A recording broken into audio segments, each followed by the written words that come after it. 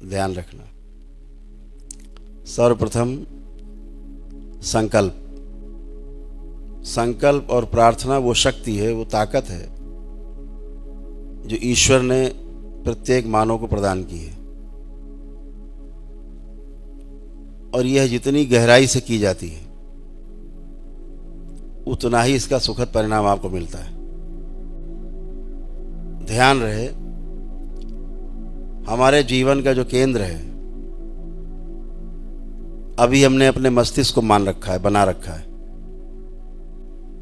हमारे जो जीवन का केंद्र है वो हमारी नाभि है, हमारा नाभि का केंद्र है, जिसे इच्छा शक्ति का केंद्र कहा जाता है। तो नाभि हमारी इच्छा शक्ति का केंद्र है, हृदय हमारी भाव शक्ति का केंद्र है, और मस्तिष्क हमारे विचार की शक्ति का केंद्र है। ऐसे 3 केंद्र हैं। जब कोई काम नहीं करने वाला होता है, लगता नहीं कर पाएंगे, बड़ा पहलवान खड़ा, हम तो जीत ही नहीं पाएंगे, तो मार देगा हमें, वहाँ इच्छा शक्ति काम आती, वो नाभि से आती।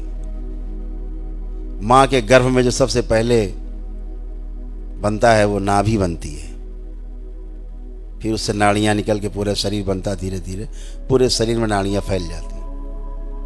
तो हमारे जीवन का जो केंद्र है नाभि है। भयभीत हो गए, नाभि गड़बड़, मोशन चालू। तो ये नाभि हमारे जीवन का केंद्र है, ये इच्छा शक्ति का केंद्र है। संकल्प यहाँ से होता है। जब तीनों आपके केंद्र समानांतर होते हैं तो संकल्प नाभि से चलता है। इच्छा शक्ति, कोई काम नहीं करने वाला होता है, अरे चलो देखा जाएगा, ऐसे कैसे है, और आप जीत जाते हैं। वो आपकी इच्छा शक्ति काम करती। मकान बनाना है, 50 लाख में तैयार होगा, पास में तो 20 लाख रुपए, कैसे बनेगा, चलो शुरू करते देखते हैं। प्लॉट ले लिया, थोड़ा सा बनाया, फिर छूटा, फिर बनाया, फिर छूटा, बन के खड़ा हो गया। ये इच्छा शक्ति से। बहन बेटी की शादी है, पैसा कम है, अरे अच्छा लड़का देखा यार, पैसा ज़्यादा लग रहा है, चलो देखते हैं, तय कर लेते, देखा जाएगा, आ जाता है धन, पूरा हो जाता है। ये आपकी इच्छा शक्ति से होता है। भाव, ये हृदय का केंद्र है। भाव से जहाँ दिमाग नहीं चलता वहाँ भाव, दान दक्षिणा, ये वो सारा धार्मिक अनुष्ठान कार्य भाव से चलते हैं। जहाँ ये चालू हो जाता है, खोपड़ी, ये 2 गए, ये चालू हुआ अगर, फिर तो फिर भगवान ही मालिक है उसका। इसीलिए सबसे ज़्यादा लोड आज कहाँ है? मस्तिष्क पे है। इच्छा शक्ति और भाव शून्य है, तो ये चालू ज़्यादा है, इसीलिए लोग पागल ज़्यादा हो रहे हैं, इसीलिए डिप्रेशन में लोग ज़्यादा हो रहा है, एंजाइटी हो रही है, तमाम मानसिक रोग हो रहे हैं। पाश्चात्य जगत में तो मैक्सिमम लोग पागल हो चुके हैं, क्योंकि इनका दिमाग ही चलता है, उनका भाव और इच्छा शक्ति गायब है। यही काम हमने नकल करके शुरू किया। तनाव में रहते, कहाँ है तनाव में? इच्छा शक्ति, केवल इच्छा कर ली, विचार चालू, बाकी इच्छा शक्ति से लेना देना नहीं। इच्छा कर ली बस। तो जो हमारे इच्छा का केंद्र, चित्त में जो इच्छाएं होती हैं, वहीं पर स्मृतियां भी रहती हैं। चित्त के 16वें आकाश में स्मृतियों का रहना होता है। हमारे कर्म भोग का पूरा लेखा जोखा हमारे कारण शरीर में है, जो हमारा चित्त है वहाँ है, और वहीं पर इच्छाएं भी हैं, वहीं पर विचार भी हैं। जहाँ आपने किसी चीज़ की इच्छा की, बस उसके आसपास विचार चालू। विचार कहाँ से आएंगे? आपकी स्मृतियों के आधार से। इच्छा आई है, नमकीन खानी है, अब विचार चालू, कौन सी खानी, वाली दुकान की, किस वाली दुकान की, कि नम फलानी राम की।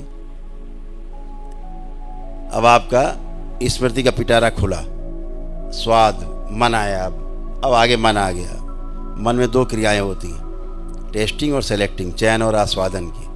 अब तुरंत चयन कर रहे हैं, किस आधार पे? आस्वादन के आधार पे। खाया था, टेस्टी कौन थी? वो वाली टेस्टी थी, वो वाली लाई जाए। अब आपका स्मृति का पिटारा खुल गया। कोई क्या कहना, ये वाली आप होगा, नहीं वही लाओ। तो आपने केवल एक छोटी सी इच्छा की, विचार फैले, घूमे, स्मृतियाँ खुली, कैलकुलेशन किया, मन टपकने लगा, लार अंदर टपकाने लगा, और कोई चीज़ सामने आ गई। तो चित्त में हमारे सब स्टोर रहता है, हर चीज़ स्टोर रहती है हमारे चित्त में। तो ध्यान देने योग्य बात यह है कि हम हमारी जो प्रार्थना है, हमारा संकल्प है, वो सर्वश्रेष्ठ है।